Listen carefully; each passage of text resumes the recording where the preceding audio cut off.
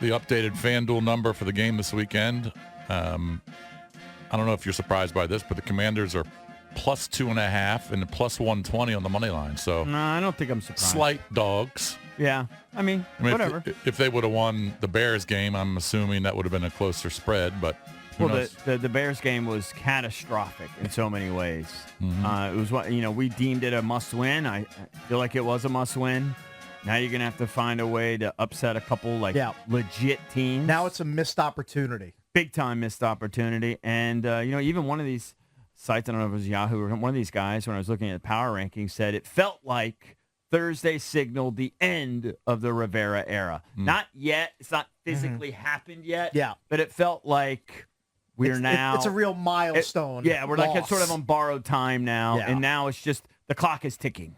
It may have been ticking before, but it's really ticking now. I was talking to somebody yesterday. I don't want to put the name out there, but someone who used to work for the Skins/Commanders, and I asked this person how they, the people there that they used to work with in Washington, how are they feeling about the ownership transition? And she said it was fine right now, but she said they are expecting major changes. Well, that's what happens. Wow. Major changes. That's what happens. I would expect them to. I mean, not just with Rivera, but throughout the organization. Absolutely. Now, just getting to on the playing field, we talked about it yesterday. A couple of guys put on injured reserve. We got a little more detail on it. Derek Forrest, I guess, has maybe a dislocated shoulder or something, some fractured shoulder. It sounds I believe very it is. painful. And then Jeremy Reeves, I guess, has a partially torn ACL. So he thought he was okay, but he injured his knee. He was walking around. He was trying to say he thought he was okay, but I guess MRI showed partial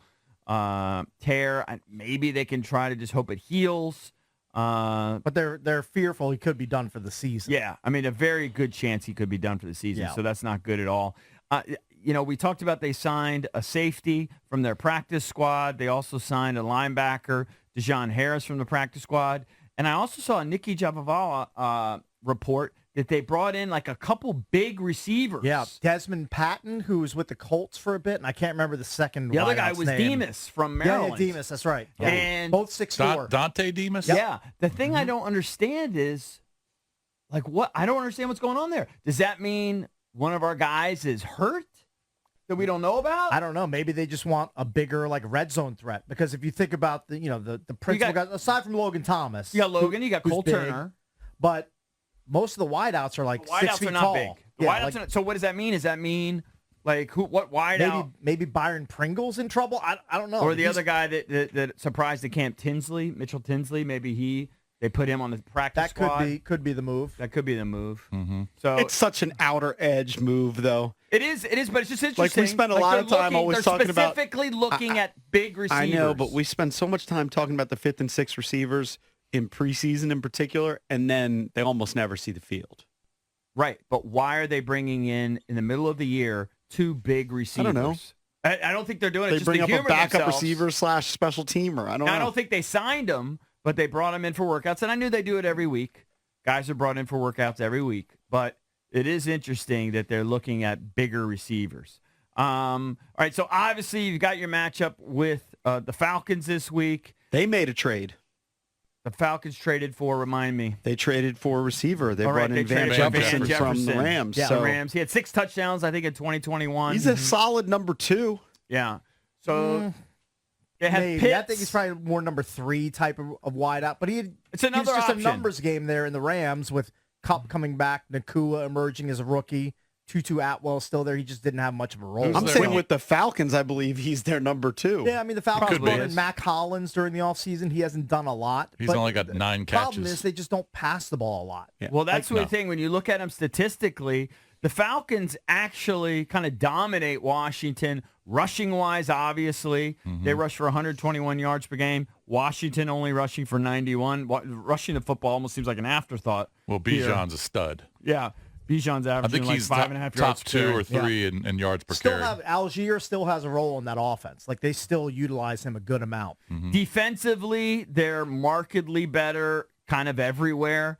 In total yards allowed, Washington giving up 385 yards per game. You break that down, that's 251 yards passing, whereas the Falcons are only giving up 199 passing. And then rushing yards, people are just rushing against us right up the gut. 133 yards per game, whereas the Falcons are only giving up 104. So, take that for whatever it's worth. They seem to be having more success on both sides of the football. They don't score much. They're only averaging 16.6 points a game. Right. Now, defensively, like you said, far better than the Commanders, who are 31st, giving up 32 points a game. They're only giving up 19 points a game. But again, they score 16.6 points a game. Right. That's their average. They made right a considerable effort to target Pitts and London last week combined. They were a bigger part of the game plan. Yeah. So if you want to know, because Ritter threw for 329. Yeah, if you want to know the breakdown on Ritter so far on this season, he's completing 65% of his passes, 1,073 yards, just 4 touchdowns, three interceptions. He's got a quarterback rating on the year of 85.8. On the Skins offensive side, He runs a little. I would look for a big game from Logan Thomas because the Falcons, I believe, second worst in the league at shutting down tight ends. They bleed a lot of production to tight ends. And Logan Thomas has been a focal point of the offense since he's been back. So if you want to look at the Falcons are 3-2. Obviously, the Commanders have lost 3 in a row. They got boat raced by Buffalo, then had the Herculean effort against Philadelphia, although they lost in overtime, 34-31, and then just embarrassed again against the Bears. I think they were down 27-3 at halftime, whatever it was. They were. More competitive in the second half, but still at the end of the day, they lost to the lowly Bears. They hadn't won in like a year. The Falcons, meanwhile, are 3-2. They opened up the season with a win over Carolina, so, okay, Carolina's not very good. They had a 1-point victory over Green Bay. Then they lost to the Lions, who are legit this year. They lost to Jacksonville, and then they beat Houston last week, 21-19. And a come from behind. So back to what Cakes was talking about with Logan Thomas being a focal point of the offense. John Keim has some interesting nuggets today on ESPN.com about Terry McLaurin. Mm-hmm. And we all are wondering, why isn't he getting more targets? Here are the numbers that he has. Averaging a career low in targets per game, 6.5. Yards per catch, 10.4. Yards after the catch, 2.52. And also percentage of catches for 20-plus yards, just 12. Mm-hmm. It's disturbing. Is the toe giving him issues? Maybe that's part of it. Maybe it's or just defense is just keying on him. And maybe Bieniemy just had so much success in Kansas City with Travis Kelce. Now, Logan Thomas is not Travis Kelce, but maybe he's just really good at scheming up tight end plays and getting tight end involved. Yeah, because Logan Thomas has the most targets of any of the receivers. Mm-hmm. Dotson doesn't have many targets. I don't think Dotson's hurt. Yeah, both I of think them. it's just a product of Bieniemy's system right now. Mm-hmm. McLaurin's now gone 9 consecutive games without a 100-yard game. Of course, just 5 this season. So that dates back to last season. It's got to get him more involved and take some big shots. Now, he does draw. It does seem like he draws pass interferences in a lot of the games. It seems like at least one a game. Mm-hmm. But Dotson and McLaurin combined have 2 receiving touchdowns in 5 games. Yeah, no, Dotson's been almost an afterthought. Yeah, now, he had a big catch. Was it in the Philly game? Yep. To send it into OT. But yeah, haven't gotten the receivers nearly as involved as many of us had thought. Take it for whatever it's worth. The matchup predictor, the enigma that is the matchup predictor on ESPN. Can I guess? Yeah. Falcons 52%. 58%. 58-42, which I think is about right. I think it's a 50-50 game. They have it closer to 60-40, but I think it's a 50-50 game. Of course, it's at Mercedes-Benz Stadium, 1 o'clock, CBS. I'm sure we'll have some terrible announcing duo. I don't see it right now in front of me. The total on the game, Jason, is 42 that I see, and then pretty low. 2.5. 2.5, and then plus 118 for Washington if you think they're going to win it. Right. So, I don't know. Give you an injury report. We mentioned Forrest and Reeves. Also, Chris Rodriguez, Cakes, is listed as questionable. With the Falcons, they got a couple questionable guys. Calais Campbell, their D-tackle, questionable. And Caleb McGarry, offensive lineman, questionable.